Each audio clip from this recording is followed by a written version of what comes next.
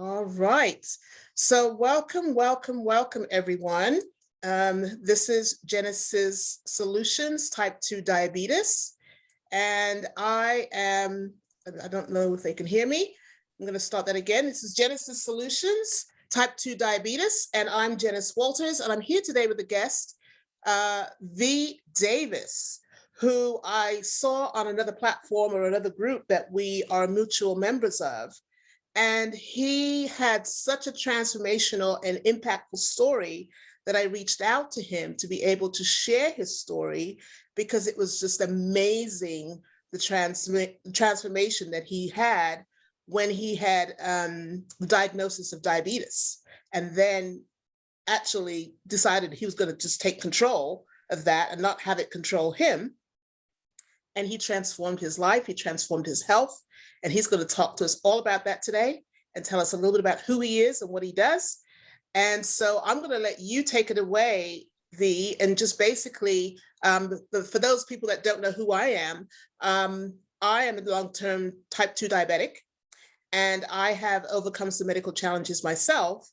And that's why I'm doing what I do today, because I know that when people are going through the walk and actually have overcome, they are a good example and a testimony to those out there who are still struggling, don't know what to do, don't know how to do it, and then they can see an example of how it's done. All right. So I'm going to let V go ahead and take it away from here and introduce himself. Tell us a little bit about you, V, and what you're doing, where you are right now, and then we can get into your story in just a little bit. Perfect. Thank you, Jenisys. So, to everyone out there, I do go by V. Davis, but my name is Vernon. Vernon Davis. A young 32-year-old man from Louisiana. Attended college at Grambling State University. Grew up in the Dallas, Texas area. It's been a crazy 10 years after having graduated from Grambling, and just learning more and more about life, learning more and more about myself. And I came to a point during the pandemic where I was faced with what seemed to be a bleak situation, and really took hold of that, and was able to apply different principles that I had learned throughout my years to be able to better my situation for myself, for my wife, for my unborn child, for my parents, for my in-laws, for my siblings, for my grandparents. And now, my goal is to share my story with as many as possible to provide that hope, to provide that example of what can be done when we put our mind to it, using the resources that are available to us. Yeah, gotcha. So tell us a little bit. I know that you had a diagnosis in July, but before you even get into the diagnosis, what kinds of foods did you end up or kind of grow up eating when you were growing up with the family? What kinds of foods were your favorite go-to kind of foods, and how that's changed from today? Because I know it's definitely different today. Yeah, so growing up, being a kid from Louisiana, grew up on a lot of good Southern comfort food. Yeah. Collard greens with all kinds of seasoning in it to really kill the nutritional value of the greens. Baked macaroni and cheese, all kinds of pies and cakes and cookies that could be made in the kitchen. Different styles of fish, gumbo. Other Creole dishes, different kinds of hams and turkeys, prepared in various ways. A lot of times going, back home to Louisiana, dinner time was similar to Thanksgiving dinners, and it could be the summertime. Food was, we weren't short of food, and the taste was amazing always. So that was in, Louisiana. My parents' home in Dallas, Texas. Not as many home cooked meals, but we could go to places like Boston Market or Luby's or some cafeteria style restaurants to get somewhat of a home cooked meal. Outside of that, it was chips and pizza, hamburgers, French fries, fried chicken, tacos, nachos, different kind of sandwiches that you could make at home. Different box dinners that can be prepared in 20 or 30 minutes. My family, I'm not going to sit here and say that they love food. I know I did. but we always, had access to food. I was fortunate to, have two hardworking parents that, made sure that myself, my siblings, and anyone that spent the night at our home, has something to eat. So let me ask you, so where are the vegetables and all that? I hear all the good stuff. I heard all the fried foods and the pies and the cakes and all the other good stuff. Where are the vegetables and all of that? I heard greens Oh, though. there. I did hear greens. I heard collard greens. Yeah, so I mean, the vegetables were there. They were sitting on the corner of the plate that I didn't want to touch. They would go into the trash, or depending on where I was, it would go back into the pot that it came from for me. My siblings like vegetables. I didn't care for them as much. As I got older, I started liking corn, but I learned that corn wasn't that beneficial for me. Yeah, But yeah, when I was growing up, vegetables I would scoot those to the side. I I know scoot those that's to the right. I side. know that's right. So tell me what's changed. You had a diagnosis in July. Tell me a little bit about that and what was the initial reaction that you had when you got the diagnosis of you're diabetic? What was your Yeah, it's initial reaction? yes, ma'am. So it's it's crazy. It feels like it was just last week when it was actually 18 months ago, Yeah. roughly July of 2020 is when I Hmm. received the diagnosis of being type 2 diabetic, and I was shocked. I couldn't believe what I was hearing. I had to ask the doctor to repeat himself because surely he could not have just stated that I, at the tender age of 30, had developed the sugars, is what we referred to it growing up. Hmm. And so, I was shocked. I was in disbelief. But after that confirmation, that repeating of the diagnosis that the doctor expressed, I was disappointed. I was sad. I was frustrated. I was, feeling all these emotions towards me because I had come to realize very quickly that it was due to, my poor nutrition choices, and the lifestyle that I lived at that time. So when you got the diagnosis and went through all those myriad of emotions, you were frustrated, you were kind of depressed, you were probably upset, probably a little angry at yourself, and maybe just kind of beat yourself up a little bit. What was your game plan? What did you decide? When did you decide, or how did you arrive at, I've got to do something about this? How did that all Yeah. happen? So great question. So looking back on it, the game plan actually began to I began to formulate that in the moment while still in the clinic when I was being seen by this medical professional. The Hmm. first order of business for me, no, sir, I'm not gonna utilize the medication you just prescribed me, but I thank you for the prescription. That was my first thing that I told myself. I wanted to do this naturally. As I walked out of the door, shedding tears walking to my vehicle, I took a sip of one of the 5 drinks that I had purchased that morning before going to the doctor because I anticipated some bad news. I wanted to have something there to soothe me immediately on my ride home so I didn't have to stop. And so I purchased 5 drinks. And so I took a sip of one of the drinks and then I threw Was them it all soda? away. Was That you was drinking soda or something? Yeah, so I didn't drink. So I purchased 5 drinks. 4 of them were fountain drinks. Of those Gotcha. four, 2 of them were fruit punch drinks, and the other Yeah. 2 were soda. Uh-huh. And then the fifth drink was a frozen beverage, just like a slush.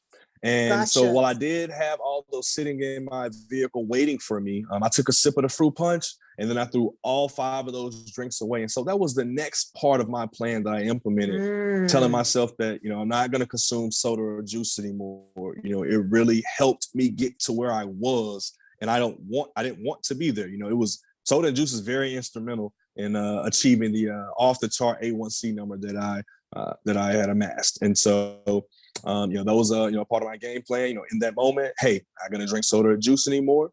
As I got to the driver's side of my vehicle and made phone calls to my wife, to my parents to inform them of the information that I had just received. I immediately called 2 friends of mine that I wanted to enlist as accountability partners, that I wanted to help me Wow. So you went to work right achieve away. the.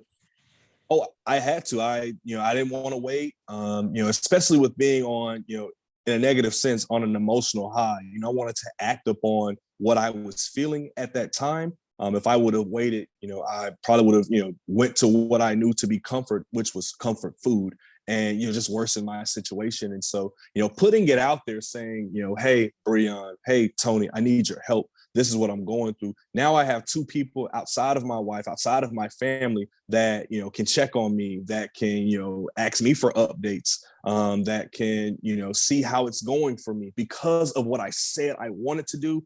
And with the severity of the situation, you know, they care for me. They're my friends. And so they weren't going to allow for me to now disregard what I said I What you wanted to do as said. far as healing my body. You know, and they've been in my corner even up to this day. So that was the next order of business, you know, enlisting accountability partners, you know, in addition to my family, my wife and my parents and my in-laws, my siblings, in addition to them enlisting you know, two friends to be my accountability partners. And then from there, it was just a matter of research, you know, taking time to seek out, you know, what has been done in the past, and you know, looking, you know, doing, you know, Google searches. You know, you don't find straight up answers. You know, there's a lot of reading in between the lines. There's a lot of digging and digging that you have to do. And you know, I was Mhm. fortunate to, you know, take the time to, you know, take those weeks of, you know, researching, you know, continuously, you know, trying to figure out different elements to add to the game plan and to implement them in order to achieve the goal that I had set for myself, which was to reverse my type 2 diabetes naturally. Well, I have a question for you because a lot of people don't really kind of have it that mapped out in terms of what their game plan is supposed to be, right? You knew immediately after and you had five. Do you typically drink five drinks usually when you have your comfort food? Do you usually typically drink five different kinds of drinks? Typically? So, so the number of drinks isn't the question. It's the number of ounces. And so I used to drink on average a gallon of juice and soda a day. On that particular Wow. day, those cups that I had purchased from a local convenience store, they were like 24, 32-ounce drinks, and they were all on sale for $1. So that was almost a gallon of juice and soda, you know, just sitting in my vehicle. And so while, you Wow. know, they were separated into 5 containers, it still came to the average of what I was used to consuming. And Gotcha. so, you know, that I didn't Gotcha. hesitate to purchase them. That many. So what I was about to say was that a lot of people don't have a game plan in terms of making sure that they are going to, you know, create a path, walk that path, build a support team around you so that you could have accountability, not only to yourself, but to other folks as well. You just kind of knew exactly what you needed to do. I mean, did you have experience in the family with somebody having diabetes? Did you have other health issues in the family that kind of gave you that kind of insight? Where did you just kind of come up with the game plan and the insight to get on the road to throwing out the sugar drinks, telling people about it immediately, building that support team around you, and then just getting to work, just going to work? How did you decide to do that? Yeah, it was really more instinct than anything. I mean, it had nothing to do Okay. with any past experiences. While I had one relative, a very distant relative, and that distant relative was through marriage, you know, have you know, type 1 diabetes. You know, my situation wasn't hereditary. You know, chronic illnesses, I've not been familiar with those in my family outside of that one distant relative that had type 1 Type diabetes. And one? even at the Mm-hmm. time I was young, had no idea what it was other than you lose limbs and you go blind with it, right? So for me, you know, in the moment, you know, hearing, you know, that devastating news, Mr. Davis, you're type 2 diabetic. That's why you're experiencing blurred vision. That's why you're experiencing tingling in your fingers and in your toes and down your leg. You know, that's why your side hurts. You can't sleep at night, and you can't control your urination. You feel like you can't hold it. You know, to hear that, you know, it did something in me to where I had to do something immediately. While I Gotcha. didn't necessarily know the steps to take, I knew what the end goal was for myself Right. that I wanted. And so from that, I worked backwards. And it just so Gotcha. happened that, you know, within a matter of an hour, I was able to put, you know, together a great set of starting steps for myself and then build upon that en route to my end goal. And so I just worked backwards from what my goal was that I had immediately set for myself. I think that's pretty amazing. I think that's also very interesting for the people that are listening today to understand that if you know what your end goal is, you don't even have to know how to get started. You just need to know what the end goal needs to be. And you have that as something that you set your sights on, and then you move towards that. And I think that's pretty amazing that you were able to do that, to have the end goal in mind. And then you just then took steps by instinct or whatever, or research and all the other things that you did to build up to that. I think that's pretty amazing. So tell me, what kinds of other symptoms were you experiencing before you had that diagnosis? I heard the tingling in the fingers. So retinopathy, and with the eyes, the blurry vision, and neuropathy with the tingling in the feet and the fingers. You said you had some other things going on. You had pain in the side. You couldn't sleep at night. Was that just all night? You had a restless night, or how did that manifest? Yeah. Crazy headaches. I had no explanation for those. I had pain on in my side that I later learned was stage 1 kidney failure, stage 1 kidney disease. Me not being able to sleep soundly through the night was something I just thought was just a part of who I am. My mind was always racing, trying to figure out the things to do, en route to the goals that I set for my life in general. And so I just, didn't really bat an eye at it. But when I, speaking with the doctor and, him explaining that, you can't sleep at night, because of the status of your body and your organs, was very scary to hear. And so, there will be stretches through the night, an hour, sometimes 90 minutes where I'm able to get a nap, but I sleep very light. And so the slightest sound, the slightest disturbance, I jump up. And if I have to feel that feeling to need to use the restroom to urinate, I get up and go do that. And then it takes, 20, 30 minutes for me to fall back asleep into yet another nap. And so that was just a continuous cycle for years. Prior to, this diagnosis, I had to have a nap in the middle of the day, even if it was 30 minutes on my lunch break at work, just so I could continue to make it through the work day. Wow. Whereas I don't have that anymore. And some of that is attributed to, having been dehydrated, which I had no idea I was dehydrated. I was drinking soda and juice consistently through the day. Surely I was hydrated enough. No, found out that I actually wasn't hydrated. And so that, played a huge role as well. Wow. Always feeling thirsty. Mouth was always dry. But again, I always had juice and soda to drink on, not knowing at the time that, it wasn't doing anything to hydrate me. It was just making that situation worse. Worse. Gotcha. So tell me how you started the weight loss. What happened with the exercise and the weight loss? Tell us a little bit about that. And before even, you get onto that, were you then, when you first got diagnosed, were you actually monitoring your sugar? Were you actually doing the finger sticks and doing all of that and just kind of checking what your sugar levels were during the day? How did you manage the day when you found out? Yeah, when I first was diagnosed, again, I had no idea I was going to be considered type 2 diabetic. And so the doctor did recommend that, I check my blood glucose level every day. I tried that once. I was given a free glucometer, I believe is what it's pronounced. Yeah. And it sat in my living room for about 2-3 months. I didn't use it. And I took it to my 3-month appointment, and a physician there showed me how to use it. And I was like, you know what? I've been doing fine without it. And so I just didn't worry about it. Right. So, only had that, that one experience of trying to, prick myself and test it. So that was that. And I'm grateful for it. I'm grateful that, I decided for myself not to do it. I think I would have been discouraged by the numbers, looking at them each day. Only seeing them every 3 months at a doctor's appointment was better for me. It was better for my mental health. It was better for my self-esteem. And so, I'm grateful that I did it that way. But again, that was for me.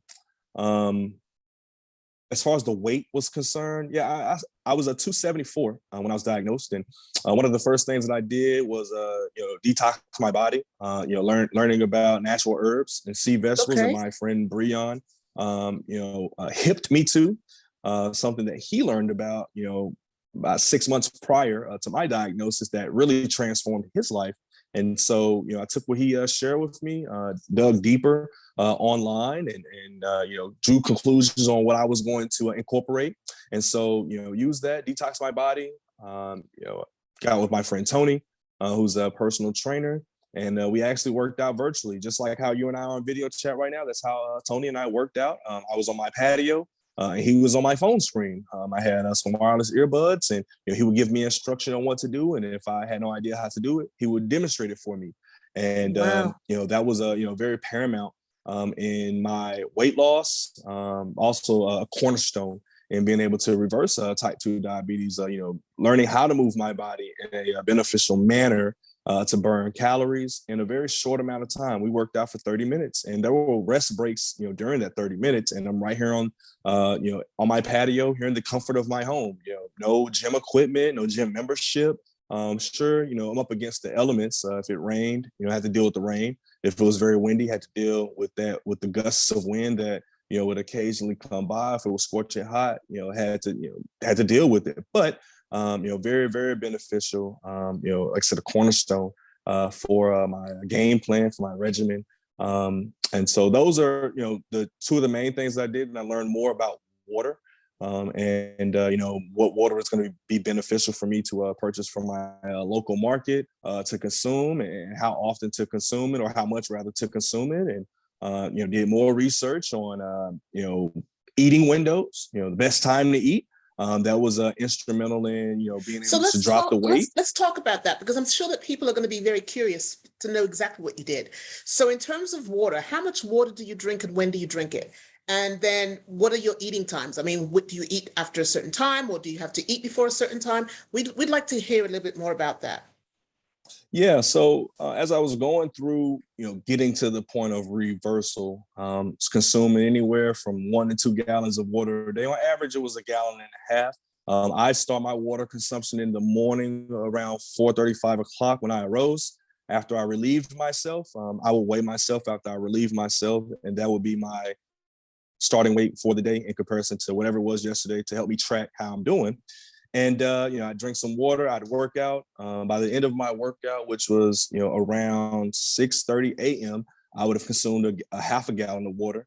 I'd Wow. refill my container and sip on the next 1/2 gallon of water Can we see the size between. of that again? Can we see that again? Okay, so that how much does that hold? This is a 1/2 gallon. So you would drink 1/2 gallon by 6:30 in the morning? That's correct. Yes, ma'am. I would sip on it through my workout. And then once I finished my workout, I'd finish the rest of it, whatever was remaining. And then that would be my first container of the day. So my first 1/2 gallon. Then I would refill it. And so from 6:45, 7 o'clock on through noon, making it through my first break on my job, I would have the second 1/2 gallon consumed. So there's my gallon of water for the day. And then I would refill it and continue to sip on that. And depending on how the day went, depending on what I had going on after work, would determine if I consumed another full gallon or just a 1/2 gallon. I was, Wow. adding mint leaves to my water. I learned to replace energy drinks long ago with mint leaves. Mint being a natural stimulant. The challenge is, you got to stop drinking mint infused water at least 3 hours before you plan to go to bed, or you will be up struggling to go to sleep. And so, that was also a factor as well, how much water I was going to consume. And yeah. And then as far as eating windows, again, throughout the process to get to the reversal, to get my A1C down to, below 6, I was eating designated 10 a.m., 2 p.m. That was my time frame. And it worked out for me. It worked out for me. So you're saying that you would have your last meal of the day by 2 o'clock in the day. That's correct. So then from 2 o'clock until bedtime, you don't eat anything else? So that was the intention. And I wasn't perfect. There were some days where, real emotional, or weather would be different outside and have an effect on my emotions, and, might sneak, a bite of my wife's leftovers or something like that. There were times where, I had emotional breakdowns, going through this process, being frustrated with reminding myself that, this is where I am, wherever I was at the time. en route to where I was trying to go. I'd have emotional breakdowns, and I'd go and purchase a burger and fries, or a small pizza or something when I got off work to kind of soothe myself, because at my core, that was what I knew to do to soothe myself, to make myself feel better. Thanks be to my wife and my accountability partners to be there to pick me up during those times and remind me, hey, you're not just doing this for yourself. These are the other reasons you said you're doing this, in addition to for your own health, and to remind me of, the why that I set this goal, the why of why I'm, implementing, and executing the game plan that I set for myself. And, it's always so motivating and helpful to, get past that moment of, step back and push forward onto, going into the next day. To take on the challenges that wasn't going to come that day. What happened, it already took place, can't change it. All I can do is focus on making a better decision And the moving next forward. time. And yep. So let me ask you, so when you have those emotional breakdowns, how has that improved now that you've kind of lost some of that weight and you've kind of gotten on a routine in terms of how you eat and consuming your water? How has that changed? How do you deal with those emotional moments now versus then? Yeah. Finding, different things that are considered therapeutic, right? So, growing up, I despised running for conditioning. I ran when it came to soccer, ran when it came to playing basketball, that's different. But as far as conditioning, it sucked. And so, that's one of the things that, to my surprise, I learned to enjoy in those emotional moments, in those times where I was frustrated, or, going through something that, I didn't want to go through, that, normally I would go and stuff my face behind. Well, now go outside, tell my wife, hey, I'll be right back. I'm just going to go, jog around the neighborhood, 10, 15 minutes, and I'll come back, and it helps. It really does. I mean, the emotions that I, try to subside, I'm able to subside with, the jog. And, if there's something that needs to be dealt with, I now have a clearer mind coming back from, exercising, to be able to, take on, to step forward and take on whatever, that uncomfortable situation is, and figure out how to get, that issue resolved. Gotcha. Whereas, last year, I would just, try hard not to, and end up, stuffing my face at times. Even today, not that it was an emotional moment, but, hunger pains, trying to deal with those, now is a lot different from, when I first got started on this journey. Today, trying to figure out what I was going to eat because my stomach was growling. I just grabbed an apple, and then I had some chips and guacamole, and, called it a day. Whereas in the past, I would have went to Chick-fil-A and got a chicken sandwich and some fries, or I would have, made a peanut butter and jelly sandwich, or something to that effect. And so, we evolve, as time passed, as we go through, our individual processes. That's pretty awesome. So in terms of your emotions, you talked about you deal with them differently now, and you have a clearer mind when you go for a run as opposed to eating. So what kind of advice would you give people who are struggling with that, who, have the diagnosis, or who have a lot of weight to lose, but they're emotional eaters, or they're closet eaters? They'll hide and eat, those people that kind of get up in the middle of the night when their spouse or whatever is asleep and they're stuffing their face or whatever, or emotional about something and they go eat like you used to do. What advice would you give to people in how to deal with that better? Because that's a very strong connection that people have with the food and the emotions. And so when they're feeling down, when they're feeling emotional, food is the first thing they go to. But what would you advise people to do, knowing that you've been there and now you're doing it differently?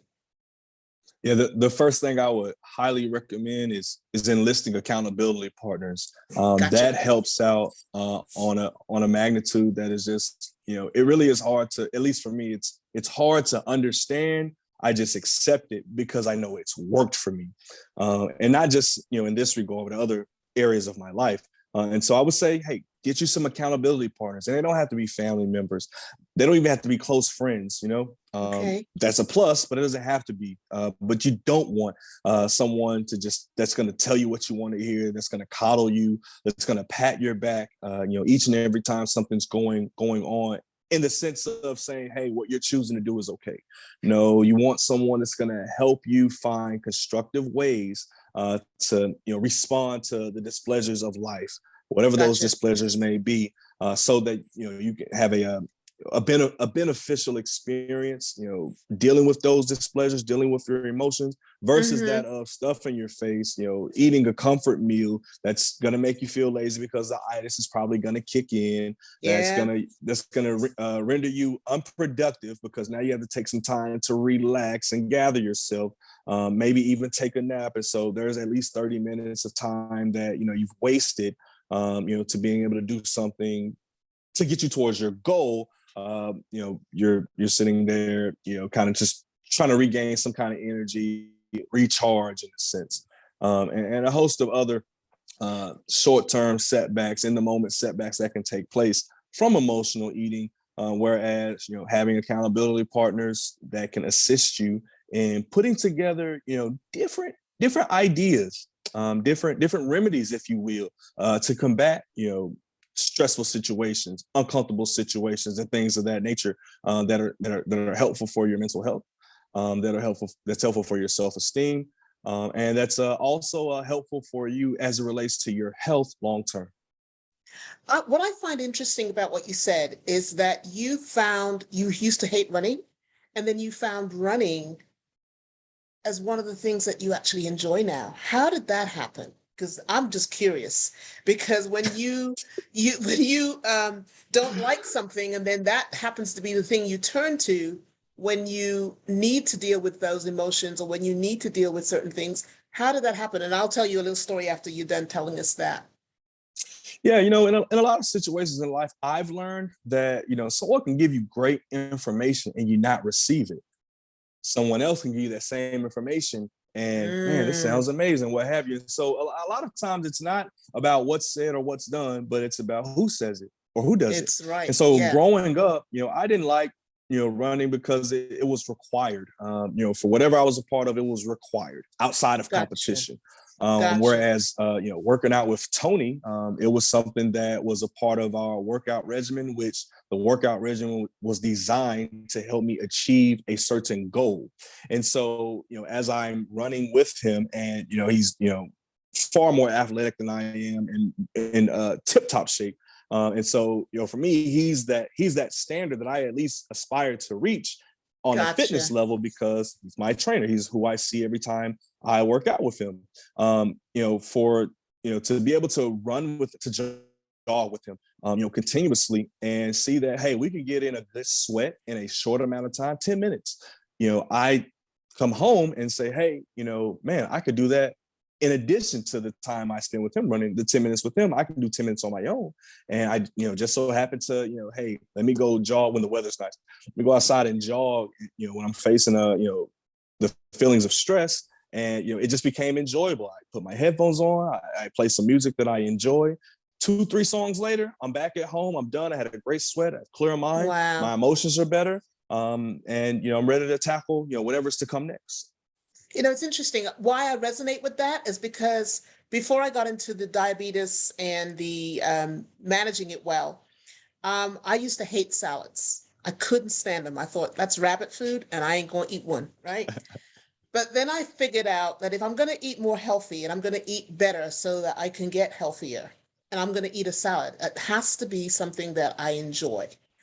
And what happened with that was I started to experiment. And what happened with that was that salads became my signature thing. And people, when I was going to the ministers' meeting or the women's meeting or a party or someone's home for dinner, they'd always say, bring a salad. That became the thing, that became my signature thing, because they knew my salads were that good. Because I used to put all kinds of different things and really make them interesting. And I like color in my food because I think I eat with my eyes before I eat with my stomach and my mouth. So I like color in my food. So my salads were the signature thing. And it's interesting that you say what you say, because something I used to hate, but now it has become my signature thing. Something you didn't like because you were forced to do it, you're now doing it for pleasure because it's something that you've chosen to do. And it's just interesting that you can discover things on this journey that you may not have been interested in before, or foods that you never knew that you would like before. And you can discover that you may actually like something different if you just open up the mind and open up your palate and open up, just your mindset. You'd be surprised what kinds of things you may be able to substitute for the things that you used to do that you no longer can do now for your health, and enjoy it and have it be fun. Yeah. So it's just interesting. I really resonate with what you said because I was there on a different level, but I was there. So I want to talk a little bit about what you're doing now with your life and with your newfound journey and walk with this health. Talk to us a little bit about that, what you're doing now. Yeah. So now, not in contrast, but when I first started this, when I was first diagnosed, it was just my wife and I. Yeah. A month or so after my diagnosis, I found my wife and I found out we were expecting our child, our baby boy. He's 8 months, going on 9 months now, and so I'm a family man. I'm a father. Try to spend as much time with my son and my wife as I can, but also striving to build something, for my son. And so nowadays, one of the things that I focus on, after having written this book, now I'm just striving to get it into the community, into the hands of others that can benefit from the principles that I talk about and the story of my journey that's mapped out in here, from start to present.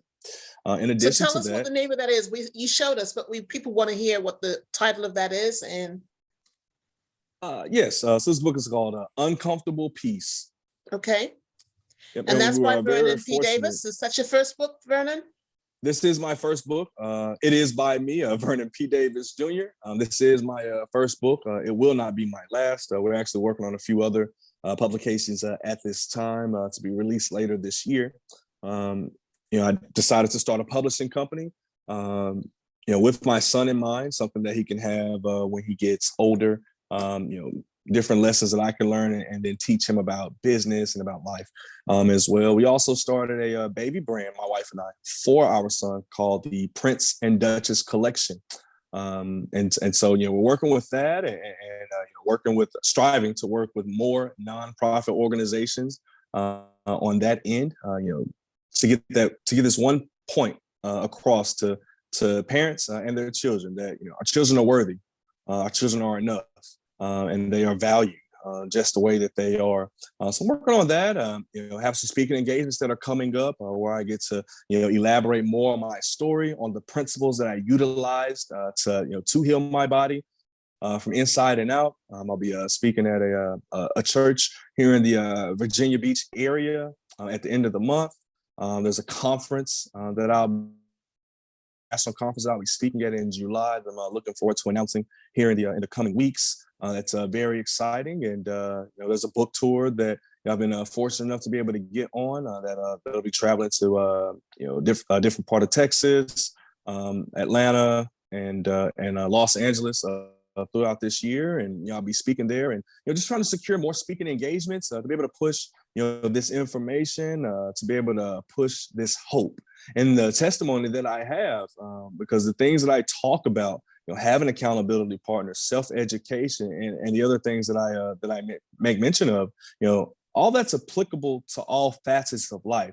And so, that's what I'm working on. My trainer and I, we still work out. In fact, we have a session in the morning. While I've, reached one goal, I've set another. And so now I'm strength training, not trying to get bigger, but trying to get stronger. Gotcha. Learning more about, controlling my core and increasing my core strength, and allowing that to be able to be the catalyst for strength throughout my entire body. So I'm working on that, and spending time with my wife and son. Okay, so tell us a little bit about your book. What is the book about? It's Uncomfortable Peace, but what is it about exactly? So it's about my journey to having reversed type 2 diabetes. Okay. I start off with what led or kind of exposed the mindset that I had as far as food addiction and where that comes from, how it got out of control for me, 10, 15 years ago. And how it put me in the place that I was in in July of 2020. I talk about different experiences that I've had, dealing with the symptoms of diabetes and not even knowing that it was related to diabetes. I talk about my initial response to the diagnosis and the in detail the things that I did after I was diagnosed to better my situation. And I give updates from every doctor's visit that took place which is every 3 months after my initial diagnosis, and what was going on around that time in my life, and how I pressed on towards going into the next chapter. I talk about the foods that I consume. I go over the food, the eating regimen that I had for myself. In fact, I do document my day to day, 7 days a week, what I did from the time I got up, what I did when I got up, how long my workout session was, what I did after I worked out with my trainer, start time for eating, end time for eating, what I did prior to going to bed, all of that. So I document all of that for all to see. I have before and after pictures as well. So let me ask you, so do you journal? So is it journaling that you're doing, or are you just basically documenting what you're eating and what you're doing each day? I mean, is there a difference? Are you journaling, or it's not journaling? You just basically keep tracking what you do.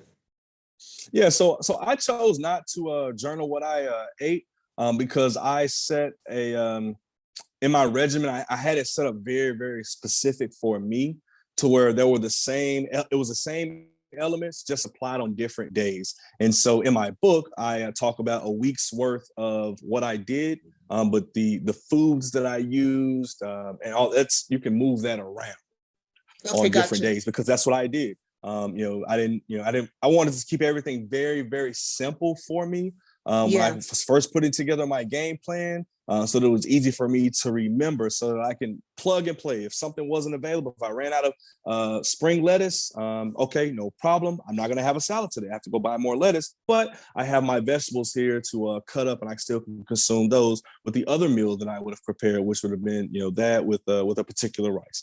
I kept it very simple for myself.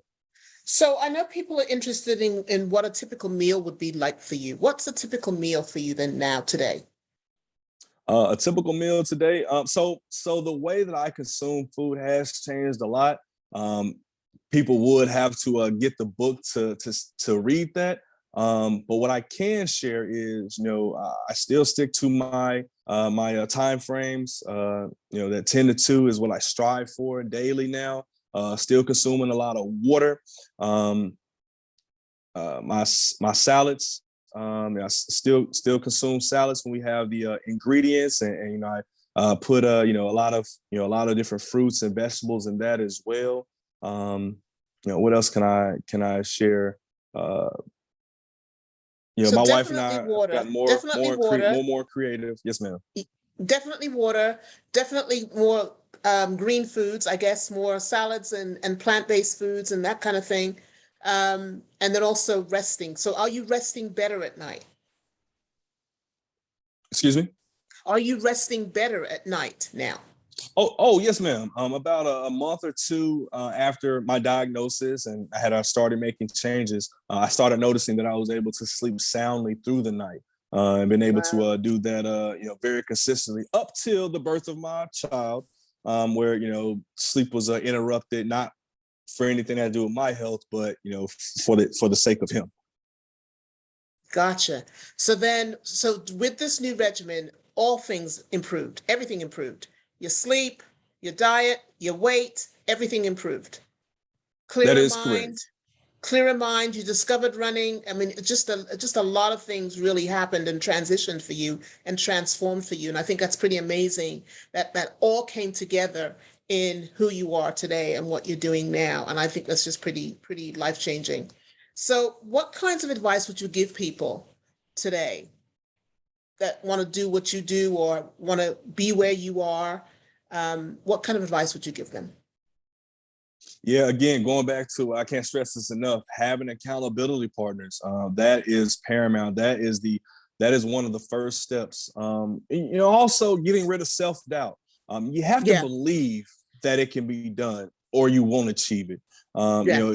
It's very elementary. Heard a lot growing up. Believe and you can achieve. But it's so true. And it's crazy that a lot of elementary things, a lot of elementary elements, is what I actually used in order to get to where I am today. and having Mhm. reversed type 2 diabetes, not only from such a statement, believing you can achieve, but also elementary exercises that we learned in elementary school. That's what Tony and I, or that's what Tony taught me and trained me using, was elementary exercises, just at home, to be able to achieve the success that I've been able to achieve. So mindset, accountability partners, self-research, Yeah, in addition to self-research, self-advocacy, advocate for yourself. I think we're gotcha. taught at a very, very, very young age. If someone is a professional at something and you're going to see them, you do what they say. And, that's okay, to a degree. But there are times where, some professionals, regardless of the industry, they may have a cookie cutter solution, or they may share with you a recommendation that they share with the next person, and you all have different variables, right? And so you got to Right, be able to advocate for yourself. If you don't believe something is going to be best for you, it's okay to say no. It's okay to say, well, I would like to try this, because you have that right. At the end of the day, if a mechanic says, hey, Jenisys, you might want to go ahead and get this done to your vehicle. It's going to be beneficial for you. Get this flushed, or get this checked, or get this done, what have you. yeah, And you do it. If it ends up bad and your car's on the side of the road because of it, the mechanic is going to say, man, I'm sorry. You know what? But, hey, let's fix it. Let's try this. Let's try that. It's no sweat off of them, but it puts you in a pickle, right? And so, right. applying that, that kind of that same mindset, what I did for myself was, I told myself, hey, whatever I did, I was going to do it because I was comfortable with doing it. I wasn't going to do something just because someone said do it. And so that's where the Gotcha. self-advocacy comes into play, and the Hmm. self-research. You have to have something to stand upon when you make Right, decisions that are going to affect your life, not just a hunch, not just an emotion. You need facts, and not saying that facts don't come from professionals, because they do. But you also want to go back and make sure the facts that are presented to you are also available, with the resources that we have available to us, to kind of check out, make sure that it lines up with best practices that are, there you go. publicized in different publications, different There you websites, go. other people's experiences. There you So go. Great advice. Great advice. Well, I want to really thank you for being here today, V, and telling your story, and much success, because what really intrigued me about your story was the transformation that took place in such a short space of time. And you just went to work. I mean, you just went to work. And that really intrigued me. And so when I reached out to you, I was really hoping you would say yes. And I'm really glad that you did, because I believe that your story is so impactful. And I think it's going to affect a lot of people and be able to intrigue and probably motivate a lot of people to do better in their journey and do better in their walk to be healthy. And so I thank you for being here. I wish you the best of luck with your book and with your business and your son, of course.